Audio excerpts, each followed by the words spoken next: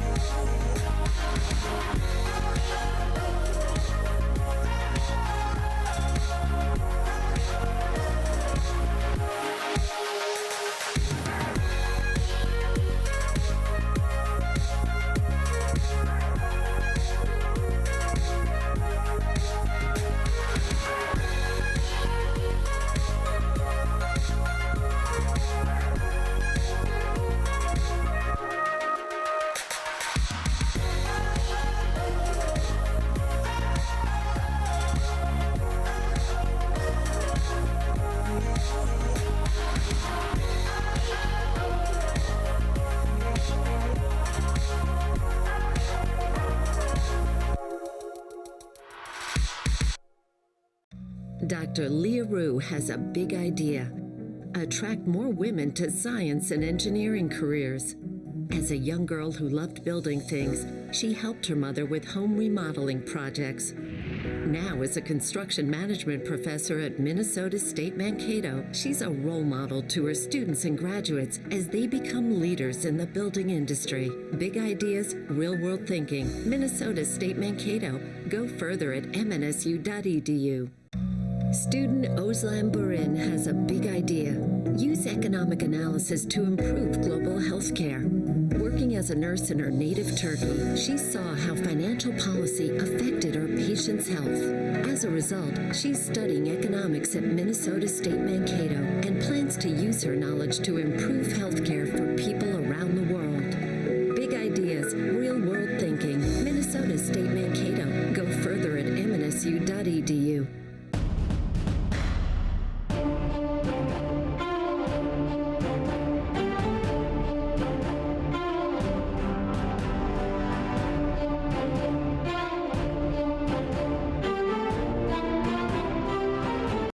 Recent Minnesota State Mankato graduate Jacob Ball has a big idea: become a bilingual family physician serving rural America. As an honors student and varsity athlete, he studied Spanish, biology, and biochemistry. He also volunteered at a Mankato medical clinic and studied in Ecuador. He's now in medical school, one step closer to bringing his big idea to life. Big ideas, real-world thinking. Minnesota State Mankato. Go further at MNS.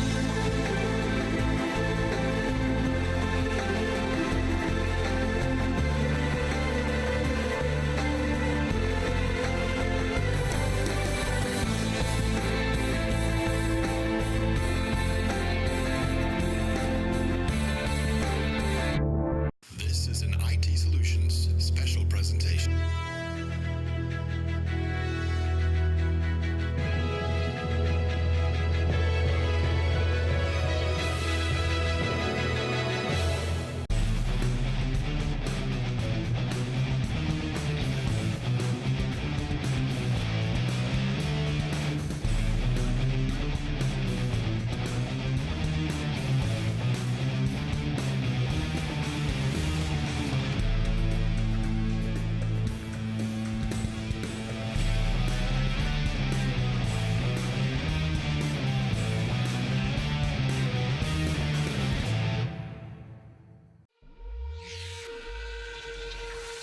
A few short weeks ago, Concordia was at the top of the NSIC pile until Augustana knocked them off. Now the Bears are ready to claw their way back to the top of the standings. But it's senior day for the Mavericks, and the NSIC #1 Mavericks have no intention of letting their seniors down. The 13th ranked Mavericks take on the 20th ranked Golden Bears. Mavericks Soccer is next on Minnesota State Mankato Television.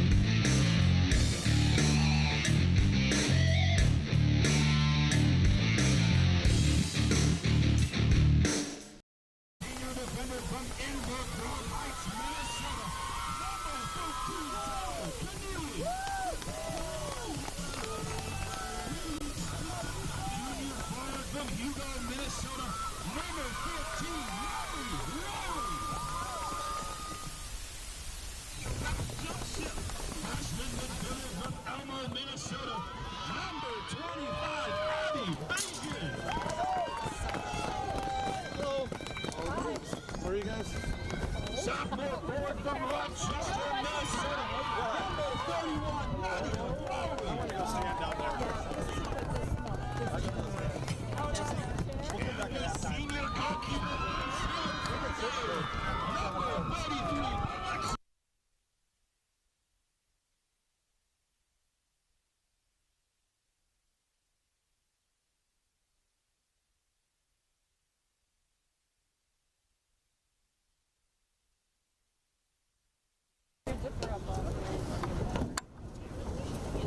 Today's officials are Matthew Tiano, Steve Corte, and Tyler Workman. Fans, at this time, in honor of our flag and our country, and recognition for those who serve and protect it, we ask that everyone please rise, move all headway, and turn your attention to the Stars and Stripes for the playing of our national anthem.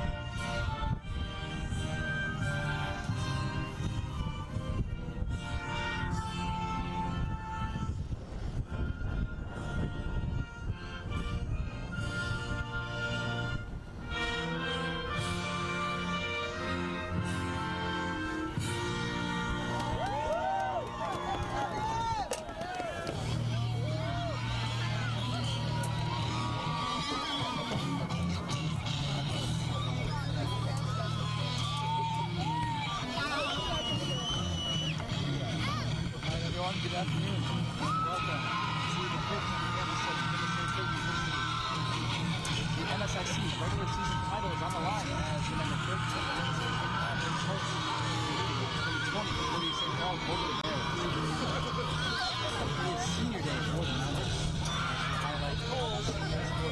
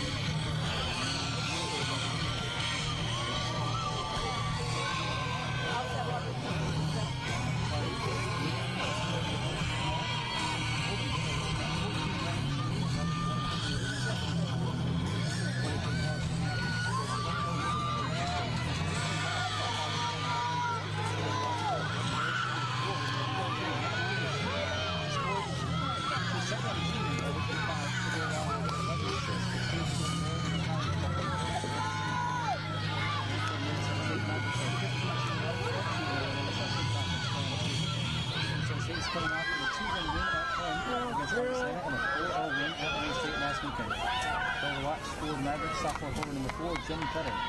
She leads the Mavericks in goals with 15 to go along with 7 assists to total 37 points on the season.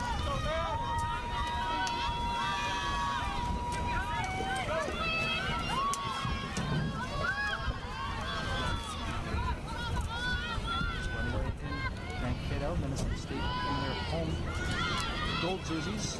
From right to left here in this first half, Concordia St. Paul and their road navy blue jerseys going from left to right. Starters with yours next in goal for the Golden Bears, number 1, Jordan Clark. Number 3, Lee Johnson. Number 4, Nikki Anderson. Number 8, Hannah Potter. Number 9, Jackie Elliott. Number 12, Haley Bars. Number 15, Hannah Peterson. Number 16, Alexa Hepburn. Number 20, Katie Anderson. Number 21, Anna Hall. Number 26, Emily Boyer. And number 29, Jenna Berkman.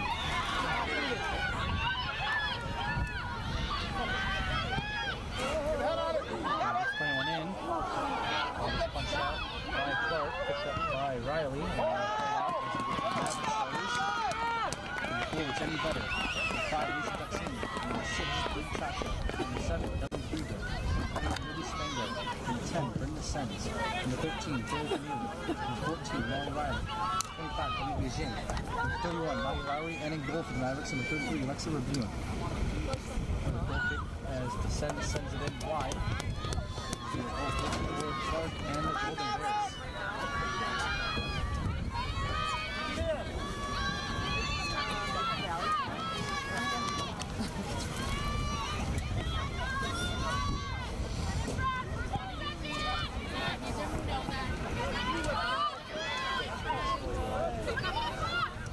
As I mentioned, the NSIC regulation title on the line here. NSIC in the number 1 position. Concordia St. Paul will to come up with an upset to take the regular season title and have the number 1 seed in the NSIC tournament.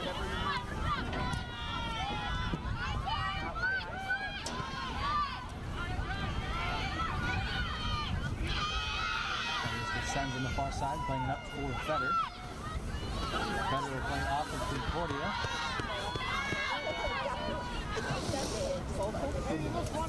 That'll be a corner kick actually, but referee awards a goal kick to Clark and the Golden Bears.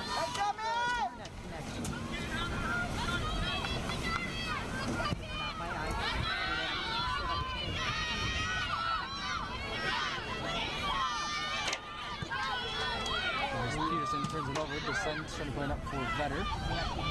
Vetter in the middle, no one there for the Mavericks. Played back out on the far side. And out to midfield. Chacho comes up to play it. There's Nikki Anderson on the ball for the Golden Bears on the attack. Goes over the other side. And after the Mavericks is Friedrich. And Friedrich will play it out on the near side to be a throw-in for Concordia. Havoc.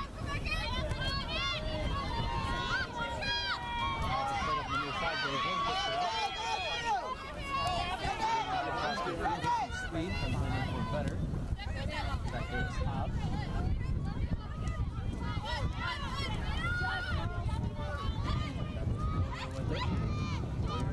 Back in the middle.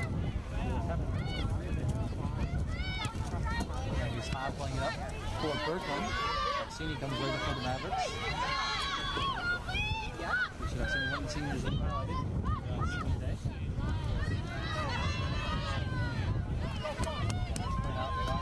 You're throwing 4 minutes in the street on the near side.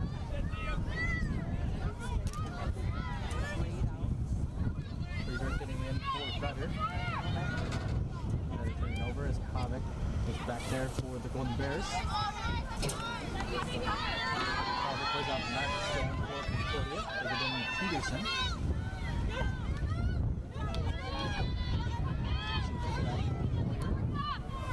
Now up for Anderson. Anderson was Spangler. Played off of her and Concordia drawn. Put it up here. Pavic getting into Anderson once again. And now played into Mavericks territory. Turns it over at midfield as Duxini gets it over for Mixon. Now Mixon flipping the field, playing it over on the near side for Lauren Smith. Smith trying to get around Allert, and Hefner comes up to play it. Now back for Allert, and Allert trying to play it out to midfield, taken away there by Duxini.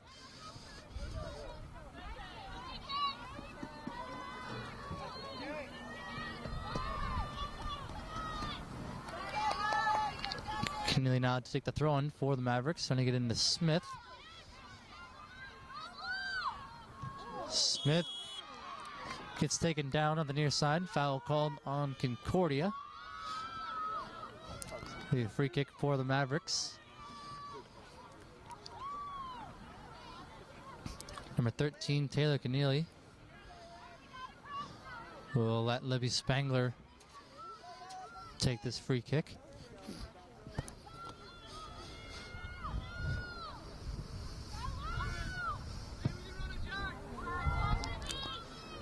Also loose in the box, now picked up by Smith and cleared out by Peterson. Friedrich with the shot.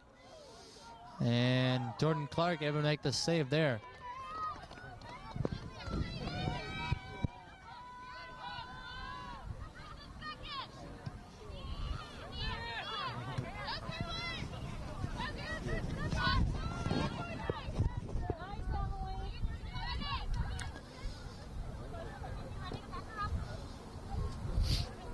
Now played up by Johnson, and Libby Spangler back there for the Mavericks, playing up to midfield. Lowry back for Keneally, and Keneally trying to play it up, hoping for Williams. Back there was Hepner, will head it down, and Clark will come out of her net to scoop it up.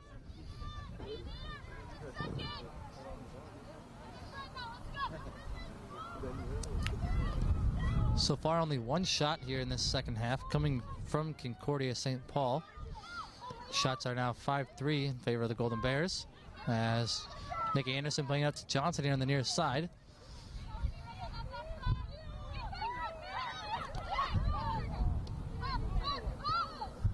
And now Hepner getting it up for Bars.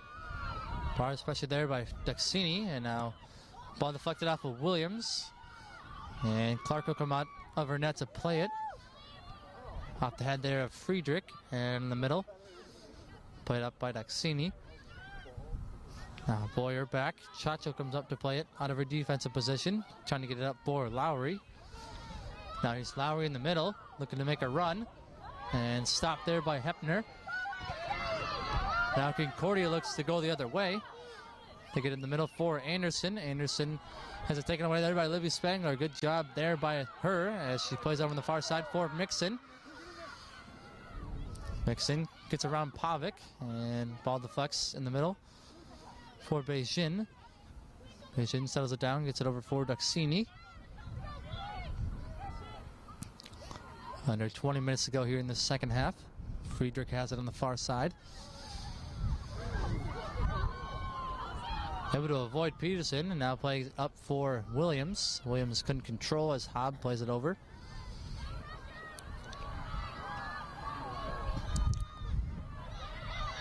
Now Friedrich does another nice job trying to get away from Peterson, and now Peterson turns it over. Friedrich over for Beijing. Beijing trying to get over for Williams. Good defense there by the Golden Bears as Duxini has it in the middle. Duxini over for Keneally. Keneally with the shot, and that'll slice wide, and Clark able to make the grab.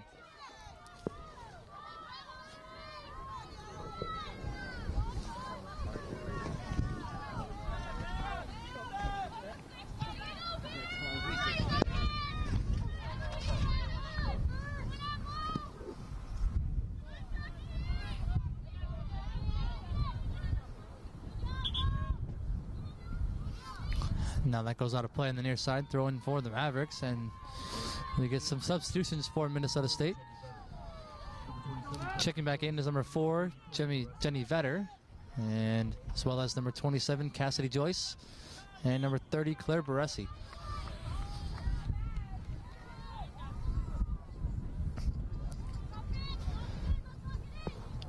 Throwing off the Mavericks, and now Concordia will take the throw. Trying to get into Johnson, and now Williams comes with it, gets in the middle for Joyce. Played up by Concordia. Here's Johnson with it. Up for Anderson.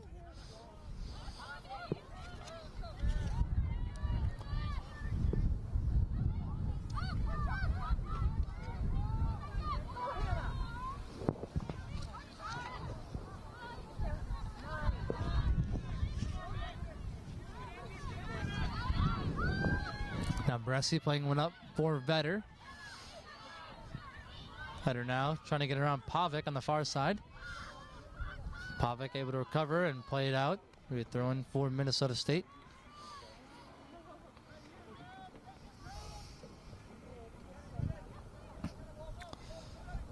Better trying to get into Williams off the head there and played back out as far as Duxini. Duxini looking to take a shot. That deflected over on the far side. Peterson able to keep it in as Friedrich picks it up for the Mavericks. Looking to cross off of Joyce.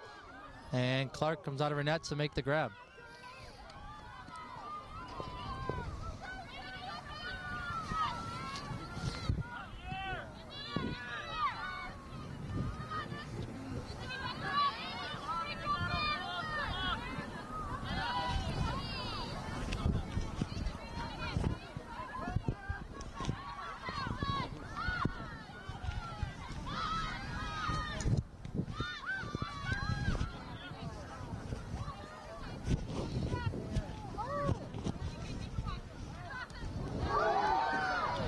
Now Johnson taken away there from Keneally.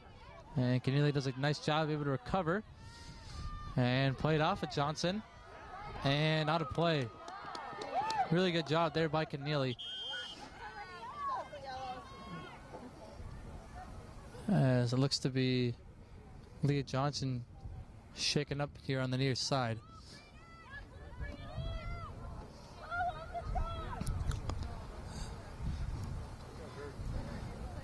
The Concordia-St. Paul athletic training staff will come over to take a look at her, and we'll step aside here in Mankato.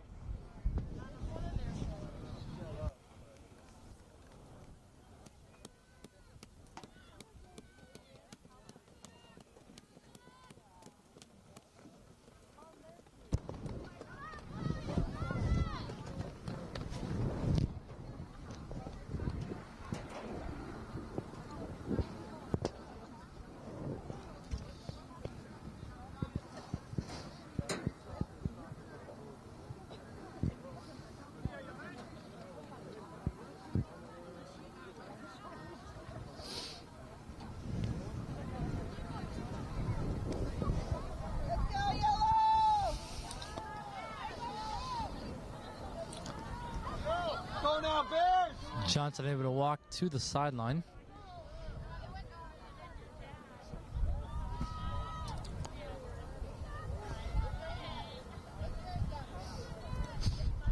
Looks to be all right for the moment. It's a good sign for the Golden Bears.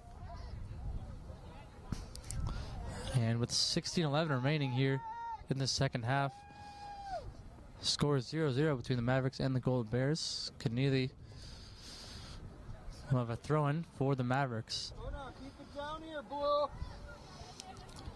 Let's go, man!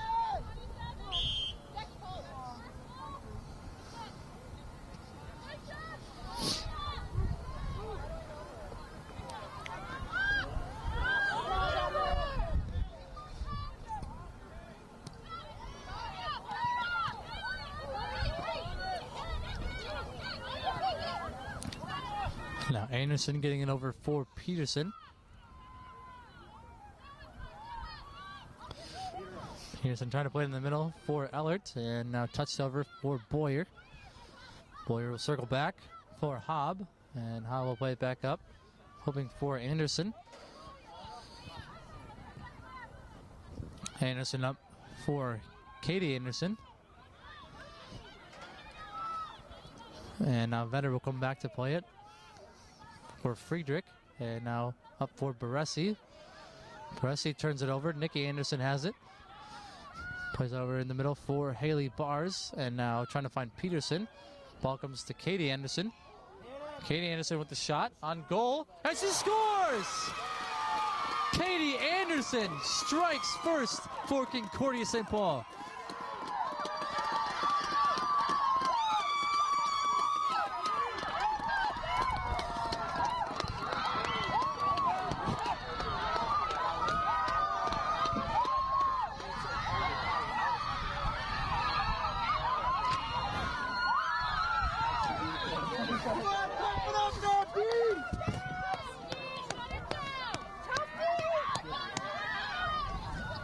Scoring for Concordia-St. Paul, number 20, Katie Anderson. Number 20, Katie Anderson, getting her 8th goal on the season. And it's a big one for the Golden Bears as they take a 1-0 lead over the Mavericks with 15 minutes remaining here in the second half.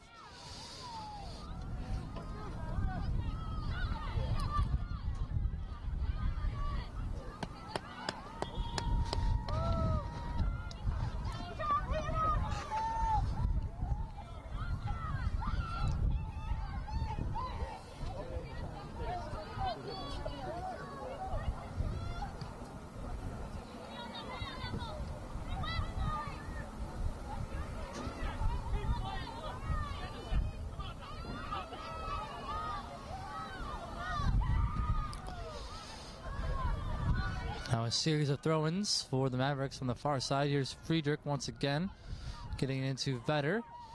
Vetter turning, trying to play it up, and off of bars, comes back right to her, and Vetter will play it up on the far side. Hobb will just let it roll out of play, and it'll be a throw-in for Concordia.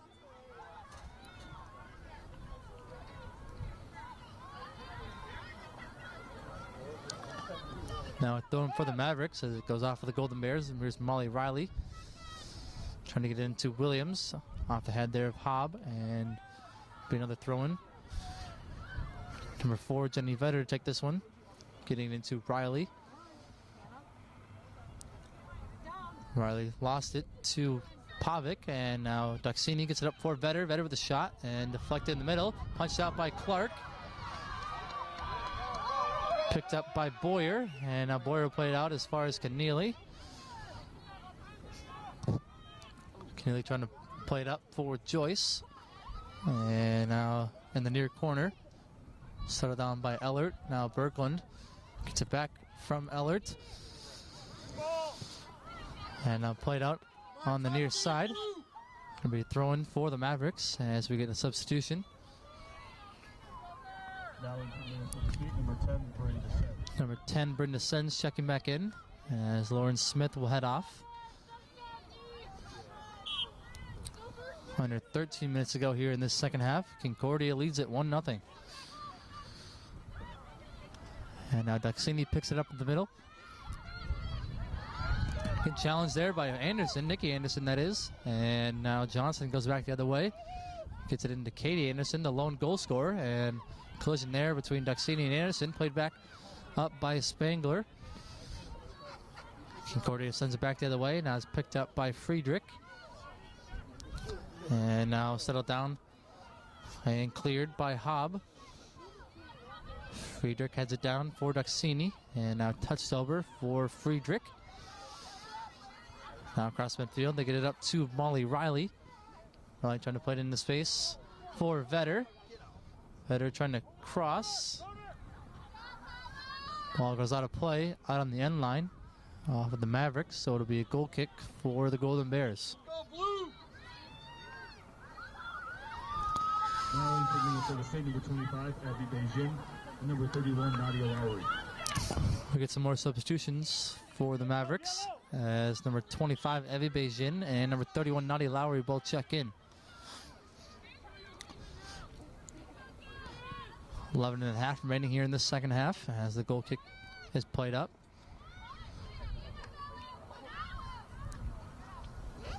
Now Boyer will play it up to midfield for Katie Anderson. And now over for Berglund. Berglund defended by Keneally. And Keneally able to take her off the ball and play it up out as far as Nikki Anderson. And now in the middle for Leah Johnson.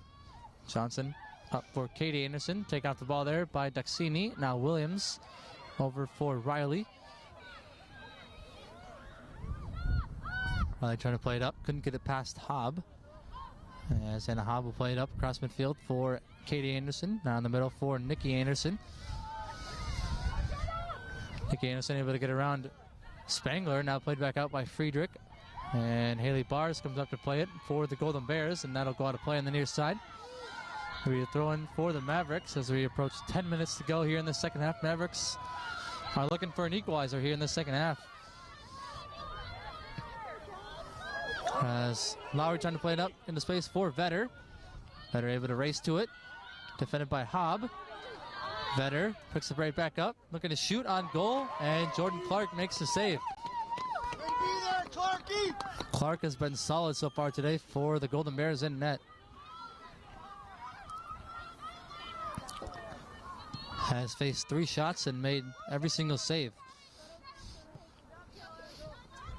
And the goal kick will go out to play at midfield. It'll be a throw in for Keneally on the near side. Keneally getting it in for Nadia Lowry. Now Keneally trying to send it in for Williams. That goes over her head off of Johnson now, and Daxini looks to settle it down. Puts it back to midfield for Friedrich. And now up in the far side for Riley. Riley makes a move there on Johnson, looking to cross. That goes over to Sen's head, and now picked up by Jackie Ellert. Ellert has some space now in front of her. Ellert able to get it up for Katie Anderson. Anderson take out the ball there by Daxini, and now played up from Spangler to Lowry, and now descends. Defended by Ellert.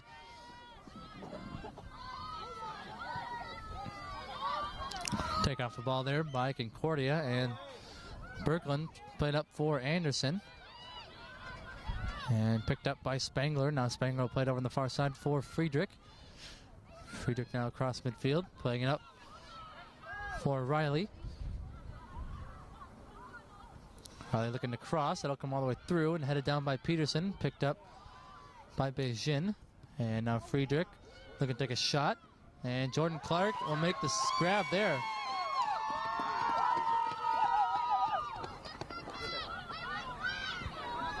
Got time! Rolls it right away for Berkland. And now Berkland getting it up to Nikki Anderson. Nikki Anderson up for Katie Anderson. Taking off the ball there by Daxini. And now Friedrich trying to find Beijing. Played out by Leah Johnson. Now throwing for the Mavericks. But first we'll get some more substitutions. In for Concordia-St. Paul, number 7, Kiara Myers, number 11, Tori Miller, and number 22, Taylor Running. Checking in for the Golden Bears, number 7, Kiara Myers. And number 11, Tori Miller, as well as number 22, Kayla Renwick. And in for the Mavericks, number 6, Bree Chacho. Now here's the Sens on the near corner. Ball kept in on the... and looks to be played out. I was thinking they were going to get a deflection, but it'll just be off the Mavericks, and a goal kick for Clark.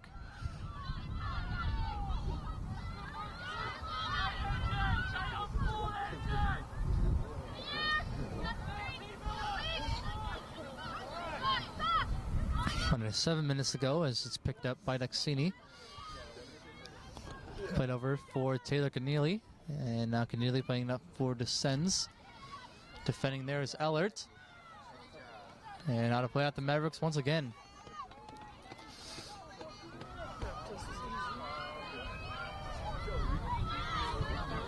Another goal kick for Clark as time is ticking away.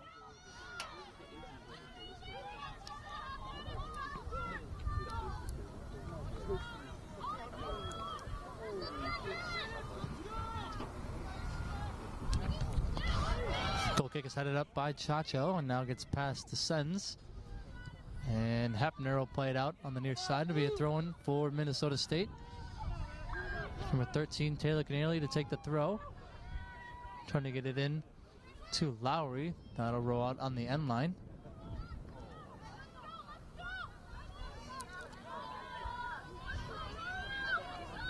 It'll actually be a throw-in for the Mavericks as the ball got played out by the Golden Bears.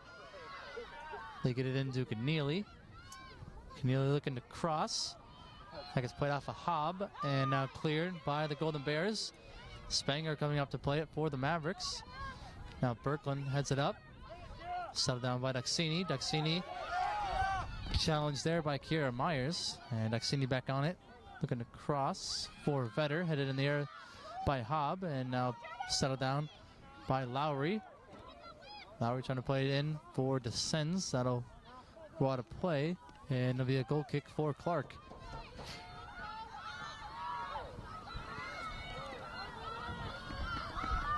Under 5 minutes remaining here in the second half.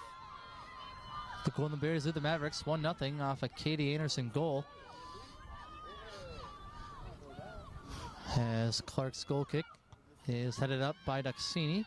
Descends, slips, and now Hepner will play it over for Birkeland. Birkeland will play it up on the near side for Myers. Myers in the middle for Nikki Anderson. And now back for Miller. Miller for Hepner. And now here's Haley Bars. Concordia doing a good job of keeping away there for the Mavericks. And now Birkeland played up for Myers. Myers trying to play back to the middle. Back is Spangler, picked up by Birkeland. Birkeland with the left foot, and that sails high. Be a goal kick for Buin and the Mavericks as we get some substitutions. Number 3, Leah Johnson back in for Renwick. Number 2, Lauren Smith back in for the Mavericks. Out goes Friedrich. Mavericks getting some more forwards on the field as they're looking for a late goal to tie this one up.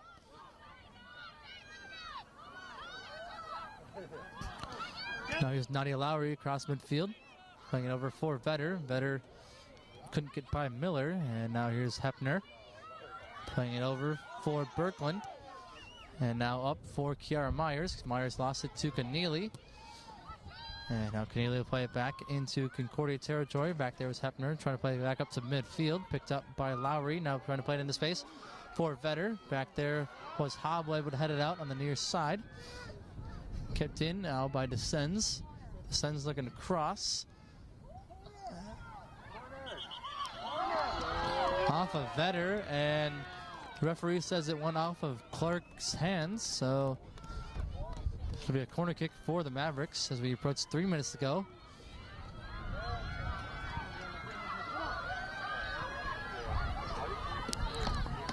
Corner kick from Descends comes in low. Be back out. Now here's Lowry. Lowry with the shot, that deflected out of play, and another corner kick coming for the Mavericks.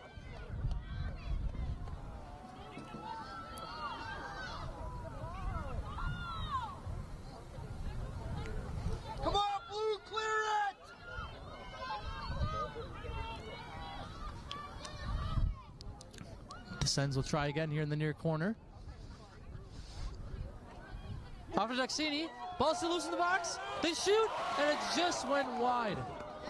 It'll be another corner as that actually deflected off of Concordia. Clark was on her stomach as she tried to punch it out, and the Mavericks had a prime opportunity, couldn't capitalize. Descends with another corner kick.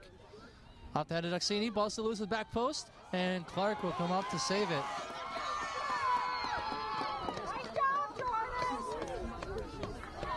Clark, absolutely solid as she gets help from her back line there from those corner kicks. Now here's Birkeland. Get over for Nikki Anderson. 1:40 remaining. Anderson gets taken down. Ball gets played back up by the Mavericks. And Descends unable to keep it in there on the near side.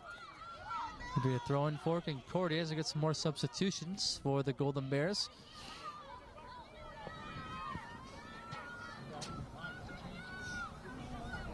Number 22, Kayla Renwick, and number 26, Emily Boyer, both back in.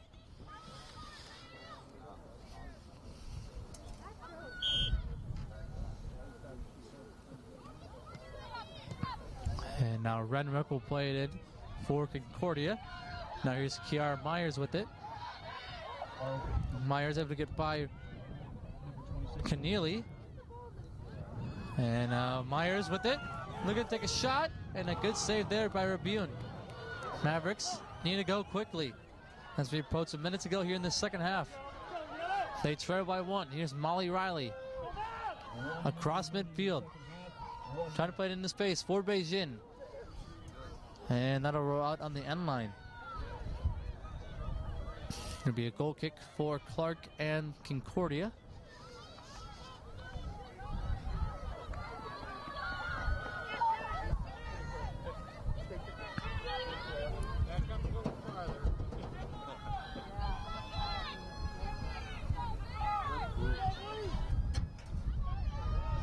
Now the ball comes up to Kiara Myers. Played over for Renwick. Renwick take out the ball there by Duxini. Now getting over for Keneally. 20 seconds remaining. Playing up for Lowry. Ball deflects back to Duxini. Mavericks trying to play it up. Hefner has it. Up for Bars. And now play on the near side. Mavericks for the throw-in, and they're not going to take it. Concordia-St. Paul is your NSIC regular season champions.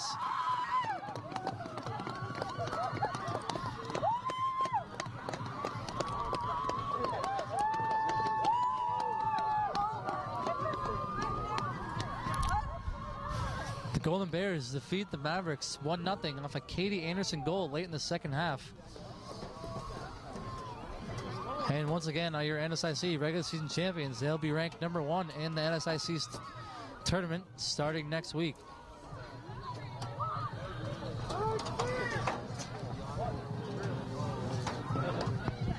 Concordia-St. Paul now improves to 15-1-2, 12-1-2 in NSIC conference play, as Minnesota State falls to 15-3-0, 12-3-0 in NSIC conference play.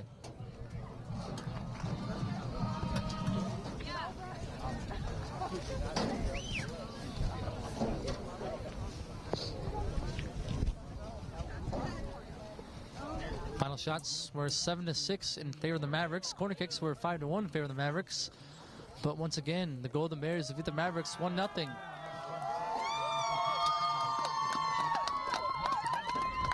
For more information on the NSIC soccer tournament, go to nsic.org and click on the soccer link to find out times and locations. Well, that'll do it for us for here today. And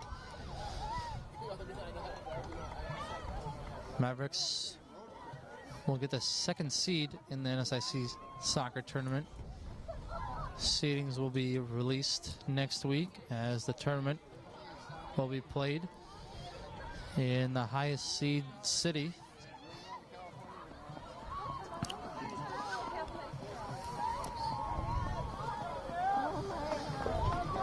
Well, thank you for joining us today. Concordia-St. Paul defeats Minnesota State 1-0.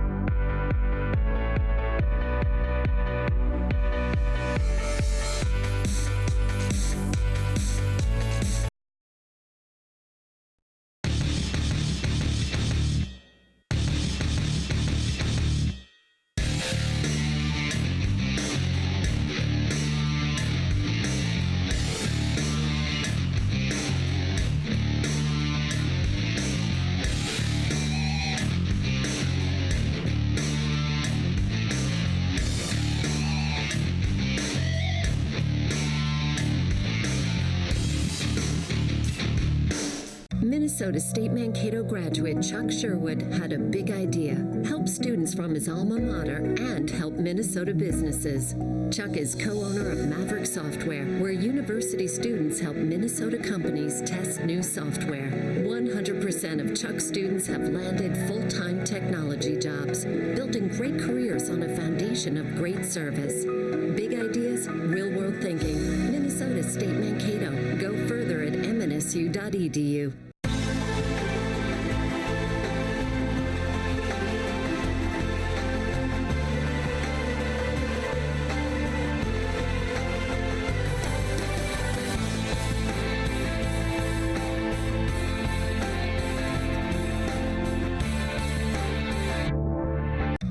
Student Özlem Burin has a big idea. Use economic analysis to improve global health care.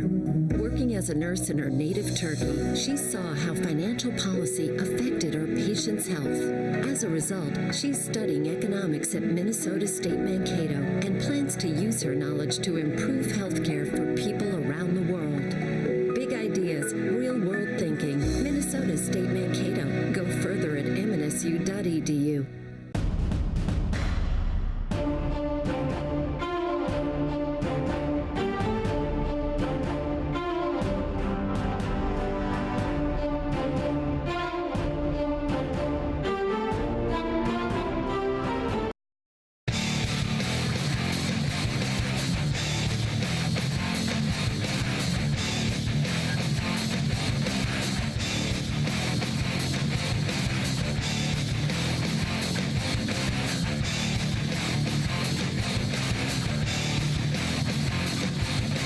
This is an IT Solutions special presentation.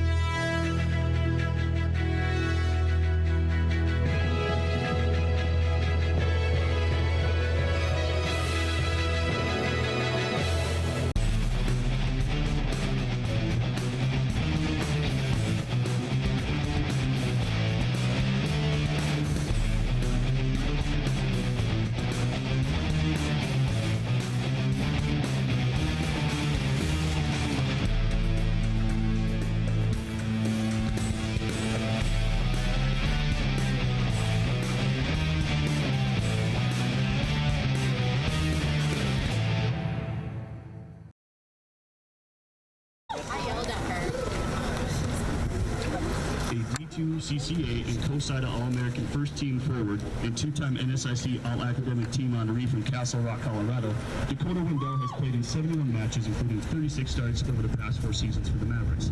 During her All-American season last year, she scored 17 goals and collected 7 assists for 31 points, with the goals and points totals being the 7th and 8th most in MSU, respectively. She's also selected to the D2 CCA All-Central Region First Team, All-NSIC First Team, and USC Division II All-Central Second Team last season. Wendell, a law enforcement major, is planning on becoming a police officer after graduation, hopefully staying in Mankato to do so. Dakota is joined on the field by number 5 and number Wyatt.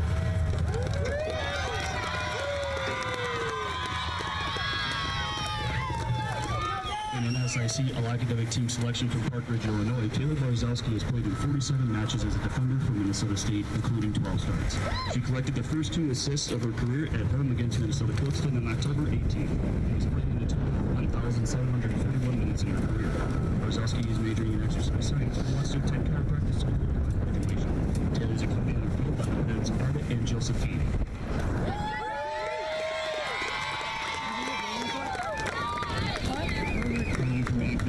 NSIC All-Academic Team selection Jessica Alt has played in 20 matches over the past 4 seasons at MSU. She has played in 477 total minutes in her career and has recorded 4 shots for the Mavericks. An accounting major, Alt has already accepted a job as an audit associate with the RSM accounting firm in Minneapolis. Jessica is joined in the field by her parents Kelly and Ginny and sisters Caitlin and Nikki.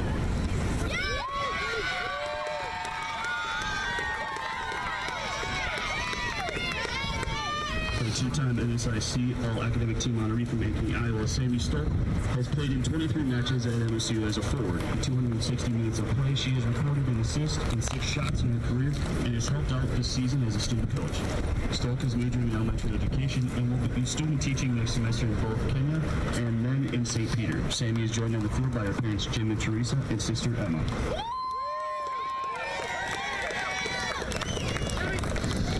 A two-time NSIC All-Academic Team honoree from Cedar Falls, Iowa, Alexa Bune has started 51 matches in net for the Mavericks, rewriting the record books. She currently has the second most wins with 39, second most shutouts with 24, and the fifth most saves with 186 all-time at Minnesota State.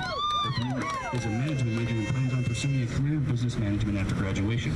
Alexa is joined on the field by her parents Ron and Jeannie and her brother Ryan.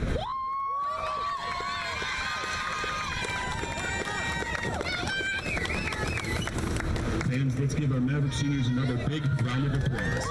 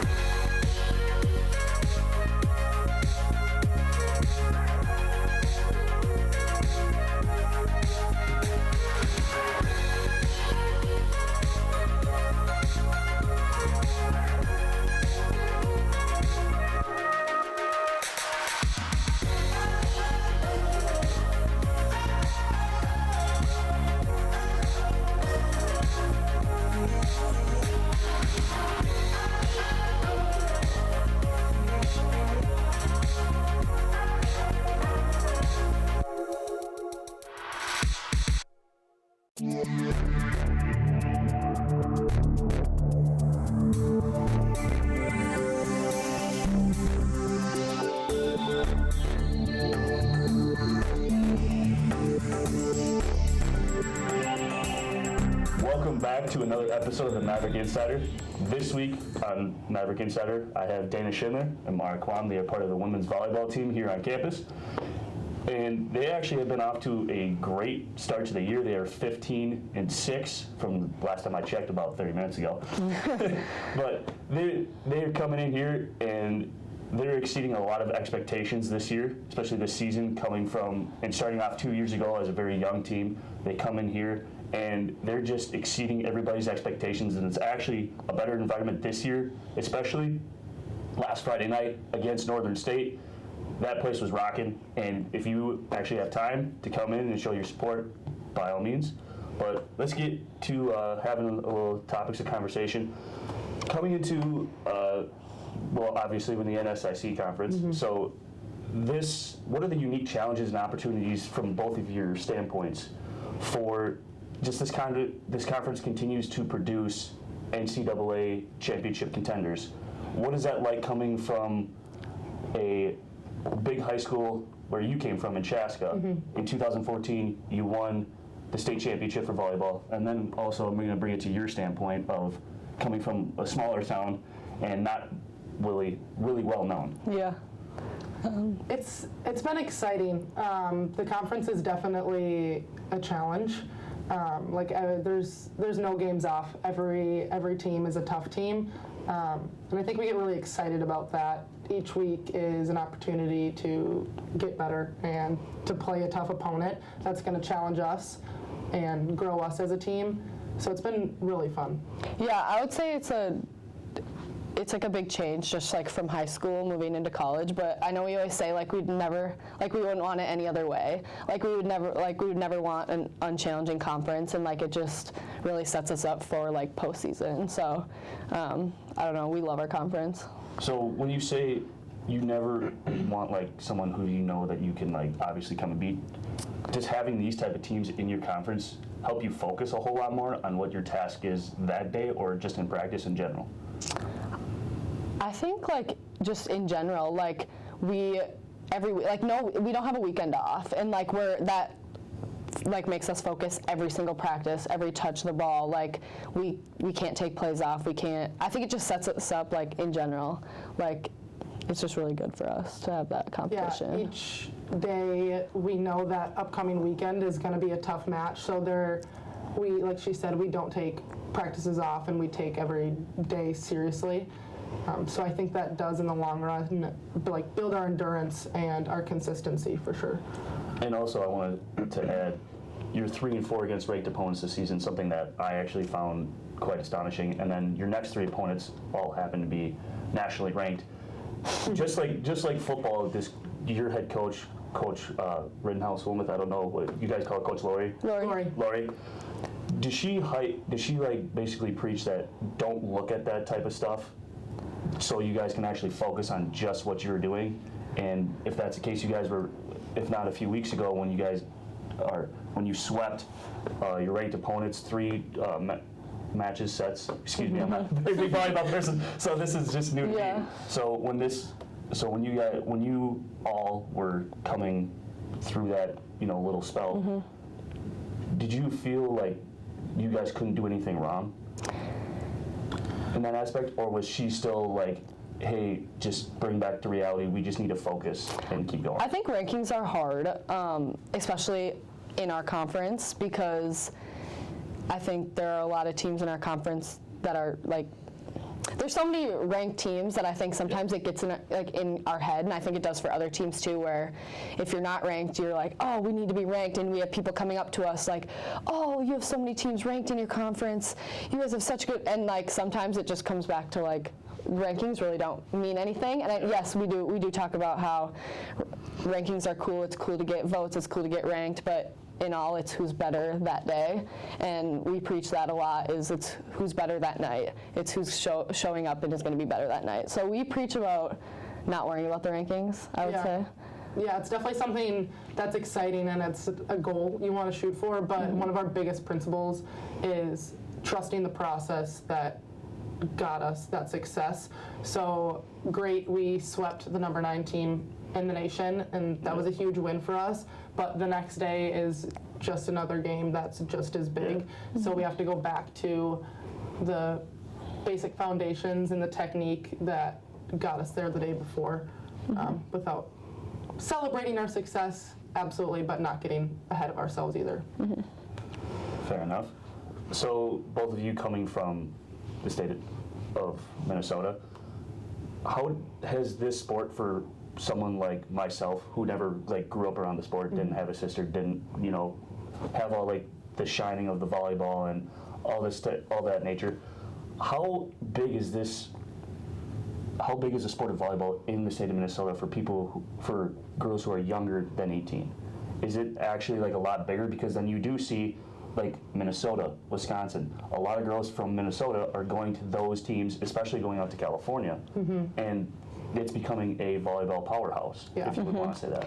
I just want to get from your view, from when you guys were growing up, is it bigger now than what it was? Or is it still continuing just to blossom into something that you guys never really imagined? I think it's growing for sure. I think Minnesota specifically, but the Midwest in general, is just a huge volleyball region.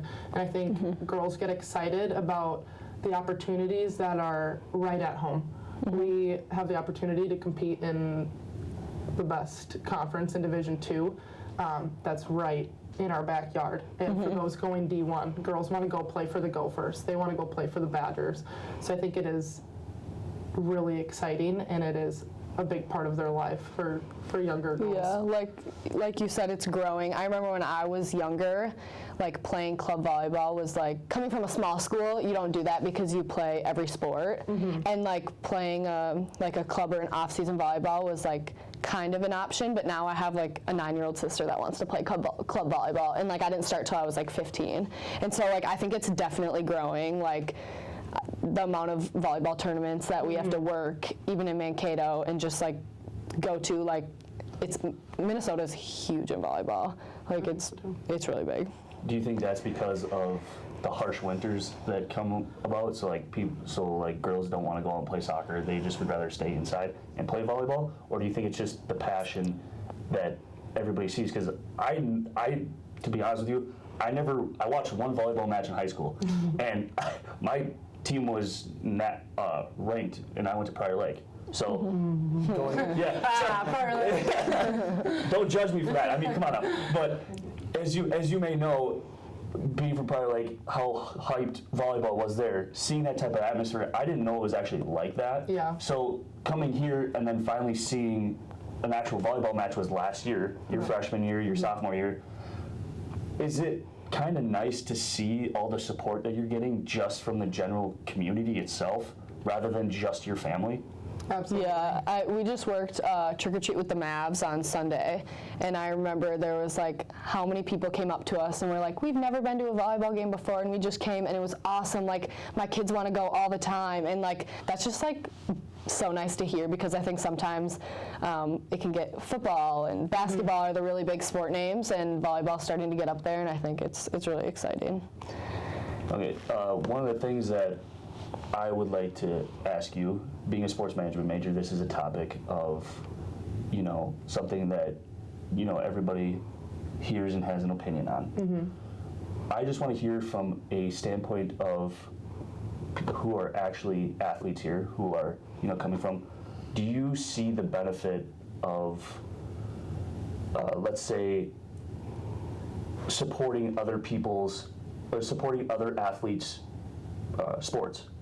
That's my, so like going out and say, hey, the football team, you guys, I've seen a lot of you on campus, and I see you talk to like other athletes. How important is it for you as athletes to actually go out and support their sports? Then do they do it in their favor just because they want to, or is it just because they know you? Honestly, for me, it's one of the most fun parts of being an athlete.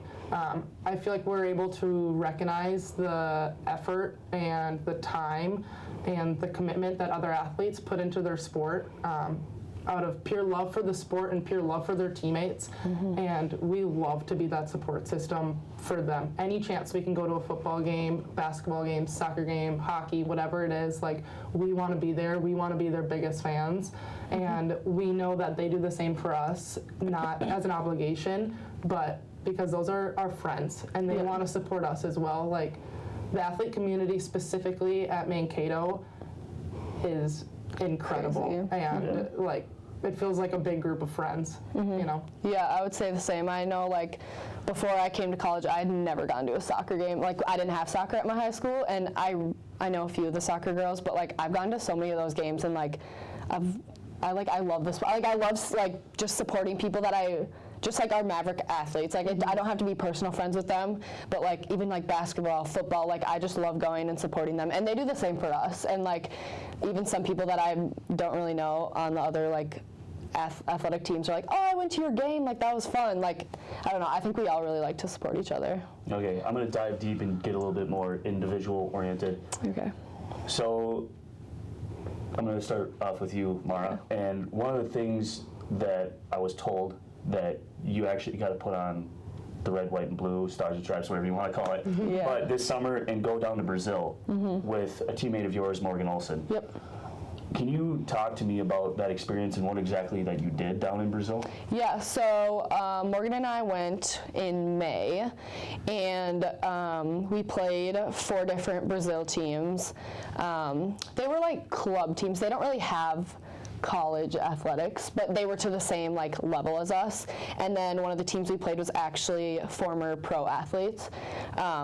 So we did that. We were there for 10 days. We played 4 games, and then we did a lot of like traveling, and we got to see a bunch of like sightseeing things. But yeah, I mean, we just went down there to play, I guess.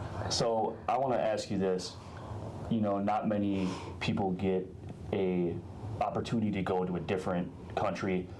Talk about the cultural difference, and what was that most shocking part in the cultural part aspect from when you actually went down there that you found the biggest? Volleyball wise, or like just both in general? It can be both. Volleyball it was kind of funny. So they're very like loud, and they're like, I don't want to say annoying, but they just play a different style than us, and like, it was really interesting to see, and you kind of have to adjust because it's a lot different than playing just another college like D2 team, and so that was pretty hard. Or else, other than that, the language was pretty hard to adjust to culturally, but other than that, I mean, a lot of places that we went to were tourist places, so there were a lot of tourists that were on the same boat as us, so I can't say that there was like anything big other than, I mean, the food was a lot different too, obviously, but. So I want to ask, so it was kind of like the atmosphere, like when they held the Olympics in 2016.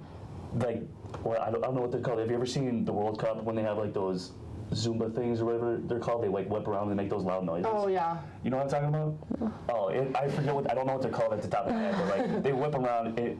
Just the support of their, just their fellow, I don't know what you want to call them, natives. There it is.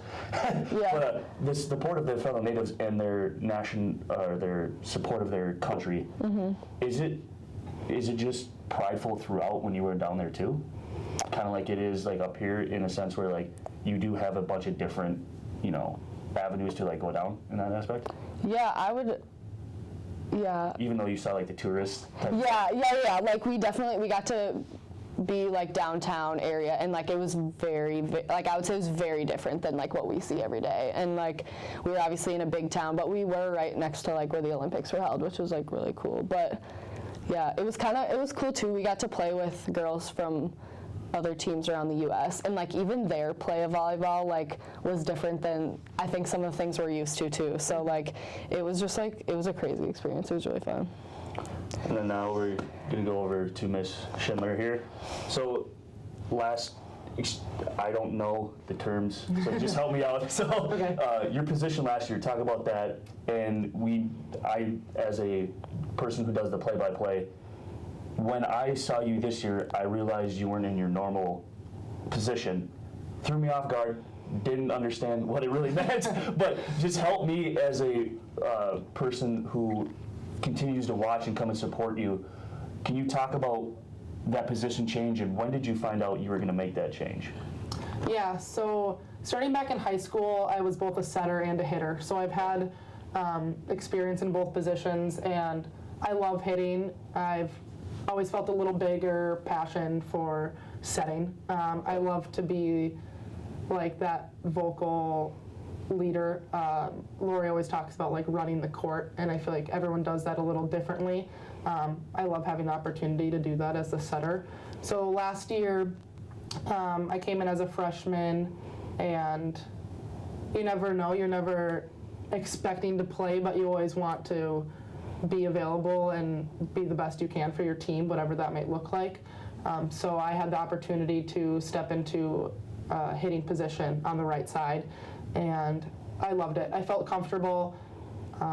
Like I said, I had hit in high school, so I knew for the most part what I was doing. It was fun to play fearless as a freshman because people hadn't put these huge expectations on you. Yeah. So that was cool. And then in the spring, so after last season, our spring training started, and we had been talking about wanting to run a 5-1, so switching to a single setter. So all of spring, I began training again as a setter. All through the summer and preseason, training as the setter, and each day you never know for sure what the lineup's going to be or what's going to be best for the team or what strategy is going to be best to attack the opponent with.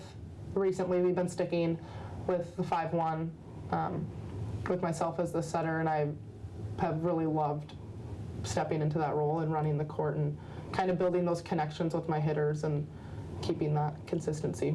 As a person who is watching, I noticed you were always the most vocal out on the court, and has that always been you for the most part throughout, when you've grown up, and even coming here now as a freshman, I even saw it too.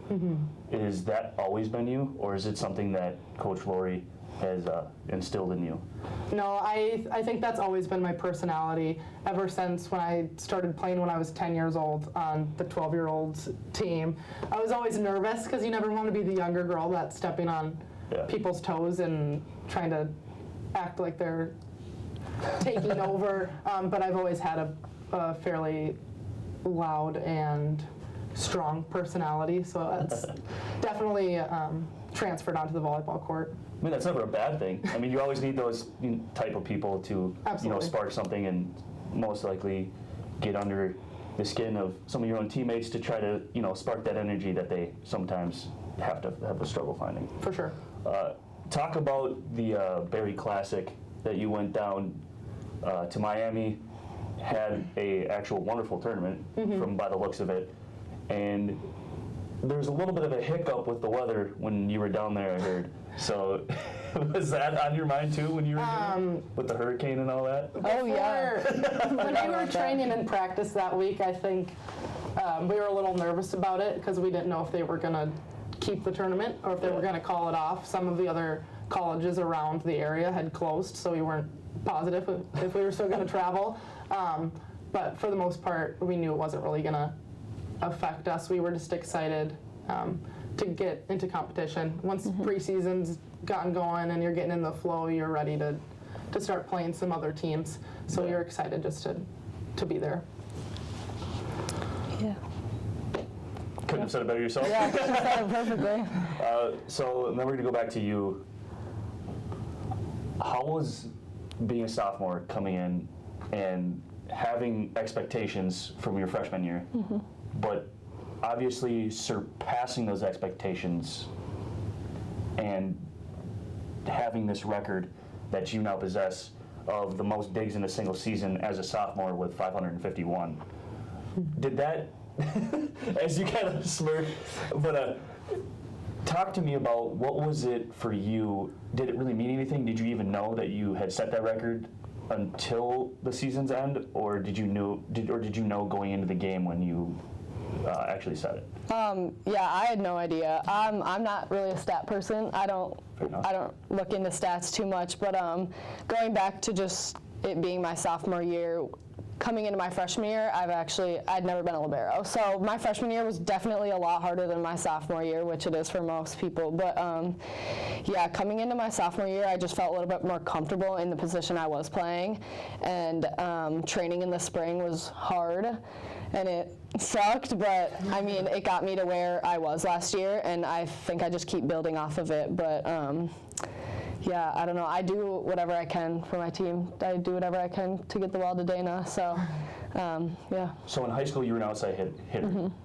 What exactly was the biggest struggle for you to go from the outside hitter to the libero when coming in here? I'd actually never played left back, which is really specific for volleyball. So I'd never played that side of the court. So that was a big change, but also just being more of a back row leader. I was used to being a leader by like getting a kill or being a front row, more of a front row weapon than anything, and just being in the back row was a big transition. And I think just Lori really instilled being a leader, being a vocal leader, and because I'm on the court the whole time, Dana and I are the ones on the court the whole time. So just, yeah, being louder. I'm kind of quiet sometimes, so being a little bit louder and just talking more, that was the biggest change for me. Well, thank you both. I appreciate you taking time out of your busy schedules. Good luck tomorrow against Concordia. So, Thank you.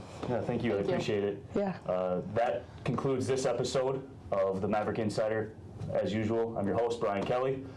Beside me, thanking Dana Schindler and Mara Kwam.